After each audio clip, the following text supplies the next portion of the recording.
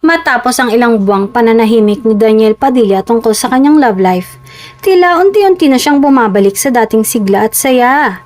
Marami ang nakapansin na si Kyle Estrada ang tila dahilan ng ngiting matagal nang namiss ng kanyang mga fans. Ayon sa mga malalapit na kaibigan ng aktor, madalas daw magkasama sina Daniel at Kyla nitong mga nakaraang linggo. Mapa-dinner man, casual hangout o simpleng paglabas sa mga private gatherings. Kapwa sila masaya at chill lang, pero kapansin-pansin daw ang kakaibang chemistry nila. Hindi rin nakaligtas sa mga netizens ang ilang sweet moments na umano'y nakuna ng fans sa mga events na parehong dinaluhan nina Daniel at Kyla. May mga nagsabing halatang blooming si Daniel at mas relax kumpara noon. Iba ang glow niya ngayon, parang mas tahimik pero mas totoo ang ngiti, komento ng isang fan sa social media.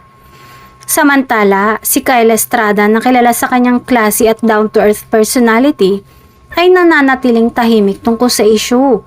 Ngunit sa mga panayam, sinabi ng aktres na masaya siya sa mga bagong kaibigan at oportunidad na dumarating sa kanya.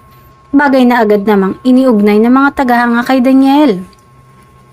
Marami tuloy ang napapakilig at umaasang posibleng may namumuong espesyal na connection sa pagitan ng dalawa. Kung totoo man ito, mukhang bagong yugto na nga ito sa buhay ni Daniel. Isang yugto ng pagbangon, kapayapaan at bagong inspirasyon.